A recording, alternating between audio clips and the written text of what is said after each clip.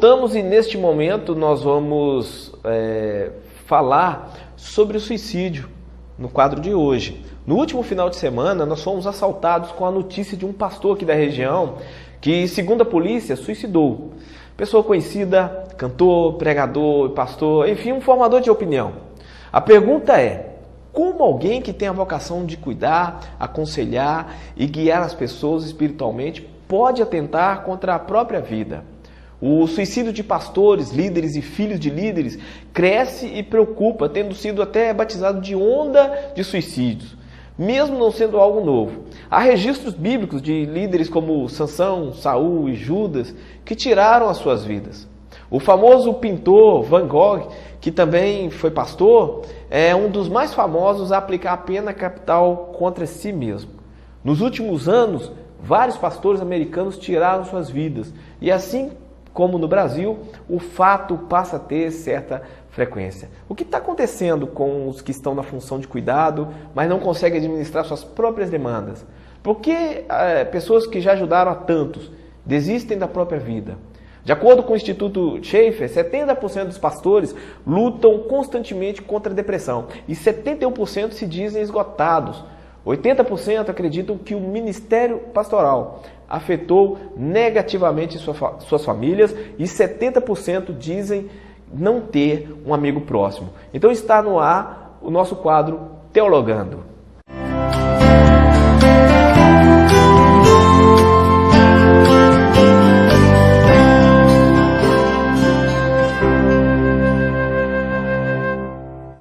No Teologando de hoje nós estamos aqui com a presença do Dalmon. Dalmon, ele é pastor, ele é psicólogo, hipnoterapeuta, ele tem pós-graduação em Ciências da Religião e tem mais um monte de graduação aí.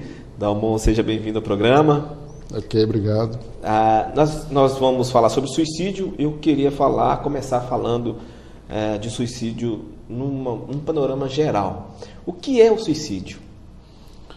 Na verdade, o suicídio é uma doença. Na realidade, é uma doença formada por um conjunto de muitos fatores e de muitos sintomas que leva a um caos, a um colapso, né? E que a gente chama muito comumente aí de chave geral, quando cai a chave geral, né? É uma palavra que é nova, se você for olhar aí, talvez por volta de 1600, essa palavra começou a ser usada, e vem do latim, né, que é sui, que é de si, e cadere, que é cair, derrubar, matar, desfazer, né? Então, é autoextermínio. O termo hoje, a gente ouve muito suicidar-se, né, com o pronome si. Se você for olhar na língua, é até incorreto, mas o termo ficou tão presente, fala-se tanto o termo, parece uma forma de pleonasmo, uma forma de reforçar a palavra, sim, que se escreve assim mesmo. Ok, então suicídio, matar a si mesmo, seria isso, né? Você pode citar alguns tipos de suicídio? Sim, eu me recordo aqui de 3 tipos de suicídios lembrados por Durkheim. Emile Durkheim foi um sociólogo que na sua teoria ele diz que o suicídio ele é, de certa forma, coletivo. Ele tem um suicídio como um fenômeno influenciável. Exemplo, segundo Durkheim, um homem está molhando o seu jardim, por exemplo, com a mangueira, e passa uma multidão de pessoas correndo atrás de uma pessoa. E aí ele pergunta para alguém assim: o que aconteceu? Não, esse moço ele estuprou uma menina de 5 anos. Aí ele fala que esse moço, que até então era pacato, calmo ali, morando seu jardim aposentado, ele larga tudo, ele toma a frente e ele não precisa nem de armas para ele matar essa pessoa. Então, segundo ele, o fenômeno do suicídio também é assim. É um efeito dominó, segundo Durkheim. É um fenômeno social, né? É coletivo.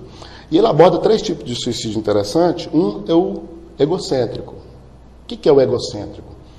Alguém se vê diante da sociedade e o seu ego está muito mais elevado do que o ego social, do que os sistemas sociais. E por ele não estar de acordo, por ele entender que o seu ego está acima, ele tira a própria vida. Tem um suicídio altruísta que tem um sentido de bondade, mas também ele é negativo, ele é péssimo. Os japoneses, por exemplo, se davam na própria espada, né? E vergonha. Ali até a sociedade já incentivava esse tipo de suicídio, né? Isso. Então, por séculos e séculos, o pai ia passando isso para filho.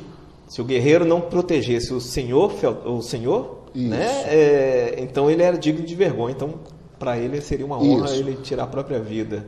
Transferindo para os nossos dias, o que seria um suicídio altruísta? Eu queria tanto mudar o mundo e eu não posso mudar o mundo. Então eu sou fraco, impotente diante do mundo.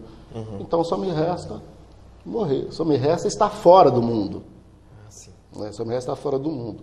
E tem um suicídio que é chamado de anômico, né? Anômico, sem nome. Nome, no caso aí, está ligado à questão da lei. Quando o ser humano faz uma leitura da sociedade e essa sociedade não lhe proporciona leis, ele vê que não existe código de disciplina, não existe lei na sociedade, ele se sente como um peixe fora d'água, como alguém que não consegue caminhar, que não consegue ter uma vida social, e aí ele tira a própria vida. Então seria esse anômico. Então, Durkheim traz esses 3 tipos, né? Mas nós vamos ter N tipos de acordo com a teoria. Essa é uma teoria de um sociólogo, né? Que é muito interessante. Ok. Seria uma linha de pensamento? Uma linha de pensamento. E aí, praticamente coadunando com o pensamento de Durkheim, nós temos o Jung, né? que era um teórico também suíço. O Jung é o pai você já deve ter ouvido muito, do inconsciente coletivo. Sim. Então, o que Jung fala? Jung fala que todos os atos do homem, e principalmente o suicídio, a visão dele, é uma herança social, que ele também ocorre de forma coletiva, que ele não é individual.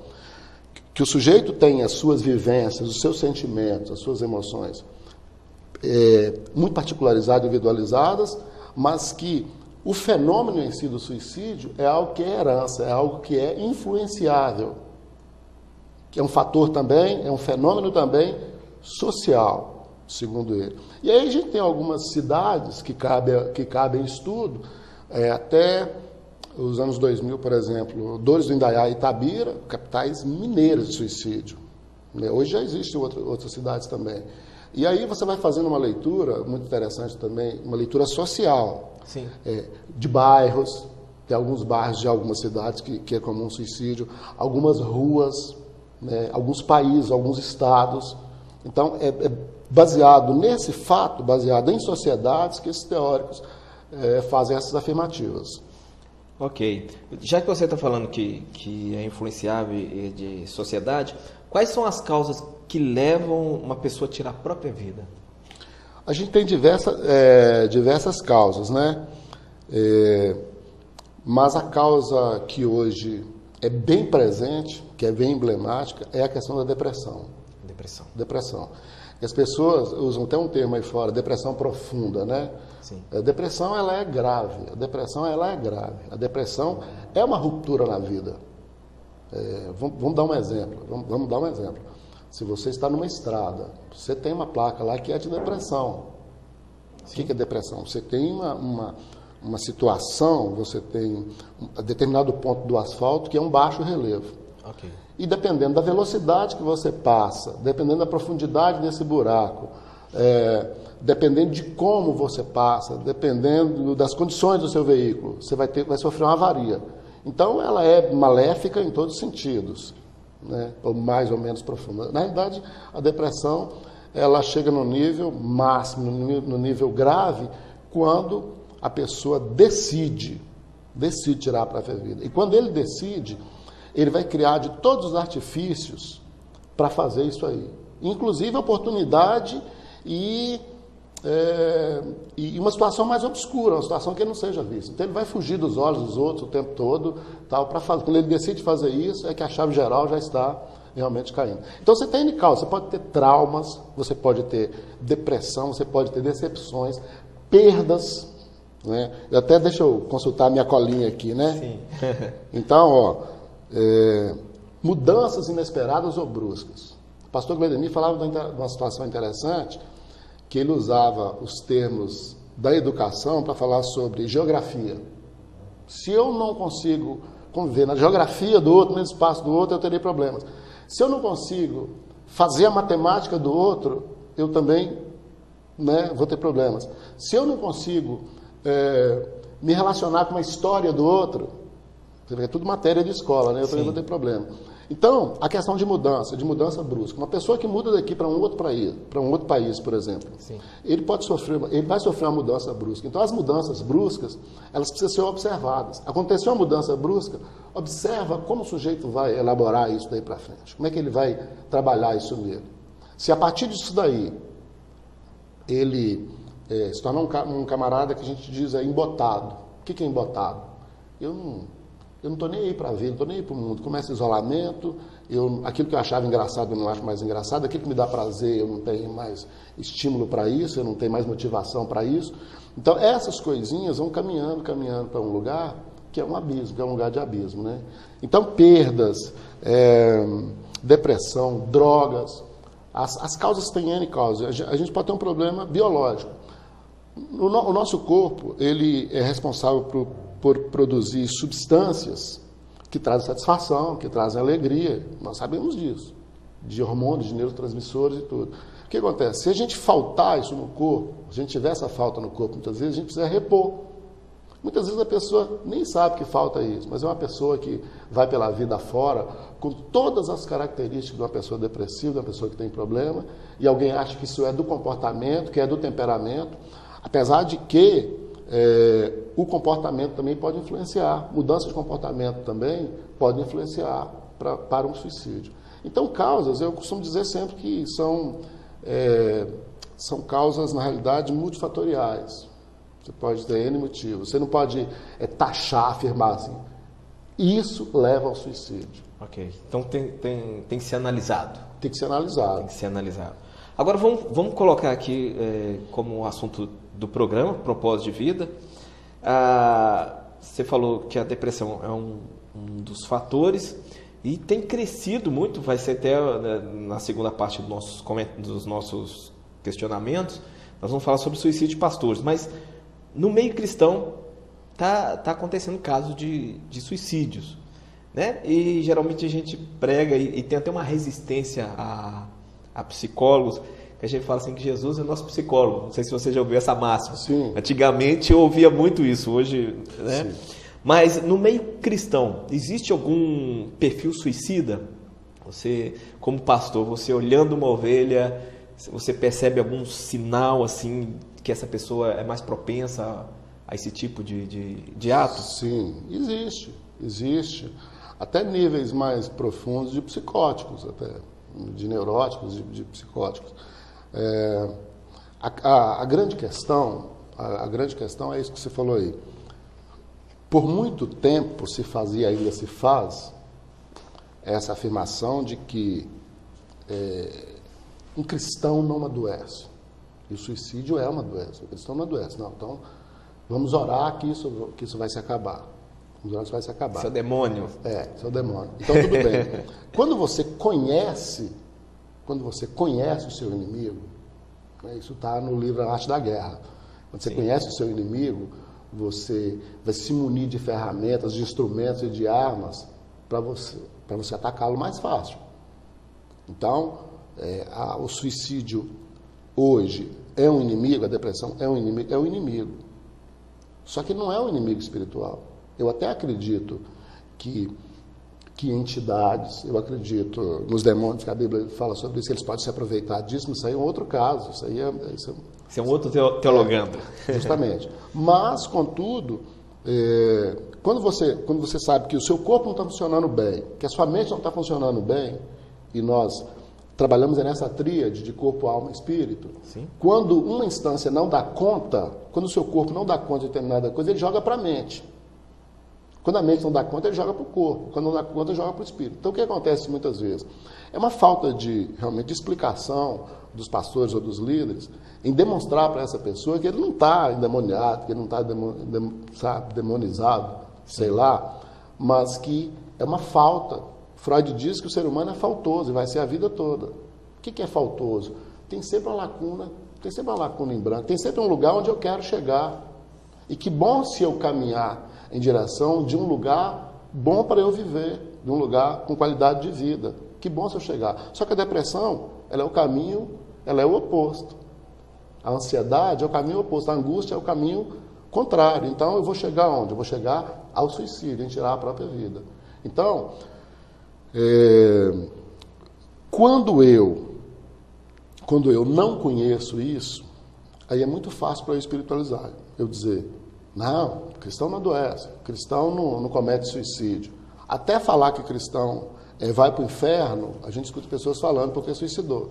A gente não tem base sobre isso na Bíblia. A gente tem pelo menos 6 textos que falam 6 pessoas suicidadas na Bíblia, no Antigo Testamento, mas você não tem um texto específico falando sobre isso. E outra coisa, eu acredito que é querer sondar a mente de Deus.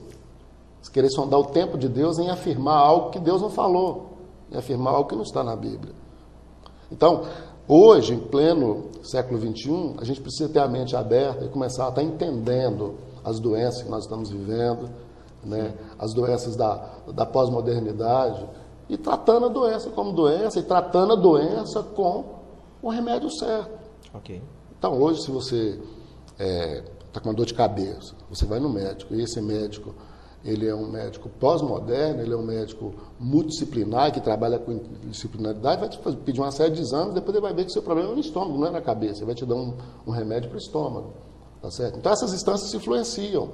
É isso que precisa ser ensinado na igreja. Então, o cristão adoece, sofre, sim. Mas a máxima qual que é? Não, eu me tranco aqui, eu estou blindado, eu sou forte, eu consigo. Jesus vai me dar vitória. Eu conquisto, eu tenho vitória e tudo mais. Aí tudo bem. Aí quando você tem um trauma, uma decepção, uma ruptura na sua vida, no curso da sua vida normal, e que te atinge diretamente, e a Bíblia diz que cada um é tentado de acordo com sua própria concupiscência. Então eu vou ser tentado naquilo que me machuca, naquilo que rompe. Então tem alguém que diz assim, eu já ouvi pessoas dizerem assim, a pessoa está com depressão, manda ele fazer uma caminhada, manda ele lavar uma trouxa de roupa, capinar um terreno. Mas por quê? Não vivenciou ainda. Mas ele pode ter certeza que um dia ele vai viver uma situação, que vai trazer esse embotamento. Você falando sobre a questão da sociedade, a influência da sociedade, e agora nós falamos de cristãos que pensam em suicídio, né, que também estão propensos à depressão. Uhum.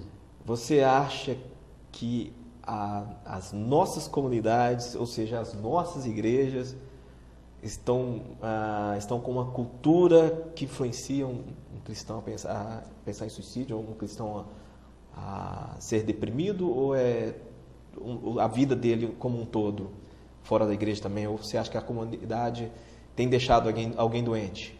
A pergunta é essa, né? A comunidade deixa alguém doente? A vida como um todo deixa. A vida como um todo deixa. E o foco aí é o que eu estou dizendo. É uma cultura que existe, vamos pegar no nosso caso de cristão, né, no caso dos cristãos, é um perfeccionismo, uma cobrança exacerbada, um legalismo exacerbado de que você não pode isso, uma classificação que os homens trazem, e muitas vezes até fora de um contexto bíblico, né, para dizer que a pessoa não pode andar ali, e é uma cultura terrorista. Então, a cobrança faz isso. Então, esse suicídio que eu falei aqui, que é altruísta, muitas vezes a pessoa diz assim, a pessoa pensa, né? Poxa, eu não consegui cumprir com o meu papel diante do mundo, eu sou impotente. Então eu vou fazer isso por outras pessoas. Agora, por exemplo, teve um caso aí do Rio de Janeiro, me parece que a pessoa estava envolvida, esse pai de família estava envolvido com a questão aí do petrolão, e suicidou e matou toda a família. Eu fiquei sabendo que ele ficou desempregado. Né? Questão do nome de honra. Tem um caso muito perto da gente, parente de uma ovelha nossa, de Goiânia, mesma coisa. O nome, para deixar a família tranquila, para não sujar o nome da família e tal, aquela coisa. Então, é essa pressão social que acontece lá fora e que acontece também dentro da igreja, que ela precisa ser repensada. Quando Jesus chega, por exemplo, e eles jogam para Jesus a questão do sábado e das leis, e tem que ter assim, e tenta colocar uma vida cristã dentro de um caixote, Jesus diz, não, peraí, vamos flexibilizar. Um grande exemplo é quando os discípulos pegam lá sementes de trigo lá nas espigas e comem. Aí eles tentando pegar algum... lá, estão comendo. E Jesus pegou e falou assim, Davi não entrou lá no templo e não comeu os pães da propiciação, que eram sagrados, consagrados, ainda deu para os homens dele comer. Então, falta um trilhar, falta um caminhar mais, falta um sondar, falta uma análise para eu saber de fato o que eu devo ou não devo fazer. Então tem uma pressão muito grande dentro das igrejas, pressão social muito grande, e eles dizem, não existe depressão, existe opressão. Eu estou falando muito de depressão porque hoje é 90% dos casos de depressão hoje, de suicídio hoje, desculpe, nas sociedades, ela está ligada à depressão. Depressão. Vamos agora levar para o lado pastoral. Né? Na abertura do quadro Teologando, eu falei sobre um caso que aconteceu aqui na região na última semana. Então, nós vamos de um pastor que suicidou. E aí vem a minha pergunta, o que leva um pastor a pensar em suicídio? São as mesmas causas, motivações e estímulos que levam a pessoa comum. Por que a gente pensa assim? Porque pastor também é homem, também sofre, também chora, também tem as suas pressões e muitas vezes não dá conta de elaborar isso, muitas vezes não dá conta de caminhar, muitas vezes não dá conta de resolver.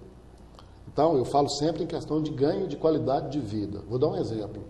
Eu estive no Hospital das Clínicas fazendo uma visita no ano de 2010 e tem uma aula lá que chama Obsessivos Impulsivos. Eu perguntei para a pessoa responsável lá, ele disse que são pessoas que têm uma genética propensa à depressão e a drogas. Isso é estudo, isso é pesquisa, isso é científico. Sim. E aí, esse pessoal ficava 30 dias na rua, se drogando, caído pela sarjeta. Hoje eles ficam 15 dias no hospital. Aí esse técnico disse o seguinte, a família não vê ganho, mas se ele ficava 30 dias lá, ele só fica 15, e 15 dias ele fica aqui no Hospital das Clínicas, nas oficinas, se relacionando, conhecendo novas pessoas, caminhando, andando e melhorando, então ele já tem ganho. Então o importante é isso. Então, pastor não é super-homem, pastor não é uma estrutura blindada, pastor não é robô. Então é um ser humano que sangra, que chora, que sofre. Como qualquer homem. Ele é um homem escolhido por Deus, né? Uma ovelha melhorada, não por ele, mas melhorada por Deus, para cuidar de outras ovelhas. É só isso, não tem nada mais. Então, o grande problema é esse valor que nós damos. Esse valor que nós damos à figura do pastor como se ele estivesse acima de super-homem, semideus. Acima de qualquer suspeita. Ok. Quais os sinais aparentes assim que podem acender a luz de alerta? Até para as ovelhas que estão nos assistindo, né? E para os pastores, né? Quais os sinais? Assim? Vamos falar do líder, do pastor. Do pastor. Veja bem, a gente precisa observar a linguagem. Eu sempre digo, é pela fala, quando a gente está investigando uma pessoa, analisando uma pessoa, é pela fala que vem os sinais, né, do que a pessoa está vivendo, vem os sinais de diagnóstico, e também é pela fala que vem a cura, o que vem o acompanhamento, a terapia. Quando eu falo de cura, eu não falo de cura plena, como eu disse aqui, questão de ganho de qualidade de vida. Se eu já ganhei, estou conseguindo caminhar, fazer minhas atividades, tudo normais, eu já estou no ganho. Então vamos lá. Tem algumas frases que são muito comuns na boca do suicida. Não aguento mais. Mas aí o que acontece? Aí fora tem um silogismo de assim, fulano falou que não aguenta mais. Então ele está com depressão, ele vai morrer? Não, não é assim. Observa a frequência disso. Observa com que frequência ele faz isso. Diante de quais situações ele faz isso. Não aguento mais, meu desejo é sumir. E a outra mais forte, que é meu desejo é morrer. Porque morrendo eu não vejo mais, morrendo eu fico como se estivesse dormindo. Eu não vivo isso mais. Então essas três frases, São pesquisas, está em artigo científico, você pode procurar, Sim. em artigo científico, está aí na internet. São as frases mais comuns na vida de uma pessoa. Ah, mas o pastor não fala. Eu nunca escutei um pastor falando isso. Faça a leitura. Tem um livro do Alan e Bárbara Pease, chama Desvendando os Segredos da Linguagem Corporal. É um negócio muito interessante. Então o ser humano fala, o corpo dele fala, está falando alguma coisa, está gritando ajuda. Faça a leitura. Faça a leitura, esses são os sinais. E o embotamento pela vida, o que é esse embotamento? Amigo, vamos jogar bola, que é o que você mais gosta? Não estou com vontade. Se aconteceu uma vez, uma outra, isso é normal. Todo dia é um dia diferente, nem todo dia nós estamos animados, entusiasmados, nem todos os dias. Existem dias que a gente acorda, levanta, nem a gente se aguenta, nem a gente aguenta a gente. A verdade é essa. Mas pela vida, quando eu falo de libido, né, quando eu falo de gosto, de prazer pela vida, é a vida como um todo. A vida como um todo. E uns gostam de pular de paraquedas, outros gostam de passarinho, outros gostam de cavalo, outros gostam de caminhada, outros gostam de camping, outros gostam e precisam de oração e de igreja. Mas a gente precisa de tempo para a gente, como ser. Mas quando o ser está embotado, quando a pessoa está caminhando para esse lugar, que é uma zona cinzenta, esse lugar não é colorido, é cheio de pássaros, é um lugar, uma zona cinzenta, são tons de cinza, é algo preto. Alguma linguagem, alguma coisa, algum sinal, algum indício, esse sujeito está dando. Porque ao mesmo tempo que ele quer esconder isso debaixo do tapete, ao mesmo tempo que ele quer criar toda a situação de autoextermínio para tirar a própria vida, lá dentro o ser dele ainda assim grita por socorro. E muitas vezes não é na fala, muitas vezes é no olhar, é no gesto. Então, observar essa pessoa. Ok. O que você sugere, que sugestão, que conselho você dá assim, para pastores, líderes, não entrar no caminho da depressão? Você já citou alguma coisa aí, hobby, não sei, o que é bom? A primeira coisa é reconhecer que você precisa de socorro, pedir socorro. A segunda coisa, não andar sozinho, não ficar sozinho. Quando eu fui da Polícia Militar, tinha um ditado que dizia assim: catitu fora da manada é papá de onça. Nós não somos fortes o suficiente para acharmos que vamos vencer tudo quanto é problema. Aconselhamento, supervisão. Então a gente vê Jesus e os discípulos. Os discípulos se aconselhavam em Jesus, tinham Jesus como suporte, e Jesus tem suporte de onde? Do Pai. De Deus. Ah, não, mas eu vou buscar a Deus diretamente. Você vai buscar a Deus diretamente, mas existem coisas e pessoas que Deus deixou, situação e ciência que Deus deixou, que é para o seu bem, para o seu usufruto. Então é pedir socorro, é procurar uma mão amiga, um ombro amigo, é procurar um colo. A gente precisa disso, isso é necessário. E outra coisa é a fala. É a fala. Esse sujeito precisa falar, né? A máxima agora do setembro, que ela, aliás, você citou o 10 de setembro aí, foi uma data fatídica, problemática, porque foi no dia anterior, na véspera, aconteceu esse suicídio desse pastor amigo nosso. Sim. Mas no dia 10 é o Dia Internacional de Combate ao Suicídio. E setembro é considerado o setembro amarelo, que é o mês de combate. O que é isso? É um mês de campanhas onde eu preciso conversar mais, observar o meu irmão, observar o meu amigo, para onde ele está caminhando, em que eu posso ajudar, e mais pela fala. Então, sentar com ele e tentar deixar ele falar. Ouvir muito mais do que falar. A gente às vezes fica entusiasmado na conversa e a gente atropela. Então é interessante ouvir esse sujeito. Se ele não falar com palavras, acredite, ele está falando em silêncio. Faça essa leitura. Ele está falando em silêncio. Observe o que ele está dizendo. Ele pode estar pedindo socorro. Ok. Muito bom. Agora, uma última pergunta aqui. Qual o conselho que você dá para as ovelhas, para os liderados, né, para ajudar no fardo que esses pastores carregam? É aprender. É o aprendizado. Então, é procurar pastores, cursos, aconselhadores, autoridades no assunto, profissionais da área e aprender com esse pessoal. Depois de aprender, aconselhar, estar do lado, ouvir. Tá certo? Agora, o que a pessoa pode fazer? Você pode estar pensando assim, ou os telespectadores podem estar pensando, mas se o sujeito está embotado e para baixo, ele não tem vontade, ele não tem entusiasmo. Isso é fato. Mas você precisa produzir isso nele. Gera um laço de confiança, produz isso nele. Aí que vem essas atividades que nós conversamos logo no início. Vão ser terapêuticas. Andar de bicicleta, nadar, conversar. Né? Existem pessoas que eles gostam de conversar. Existem pessoas que te procuram só mesmo para conversar. Não sei se você já vivenciou essa experiência. A pessoa chega para conversar, conversa 2 horas, você toma ali uma garrafa de café com ele e tudo mais. Depois ele te agradece, muito obrigado pelos conselhos que você me deu. Você não fez nada, você não falou nada. Só ouviu. Só ouviu, ele está querendo falar. Então, é estimular nesse sujeito o desejo pela vida. Mostrar para ele que a vida é muito mais importante. Se ele ganhar em qualidade de vida 50%, 80%, ótimo, maravilhoso. Você tirou ele dessa rota de colisão.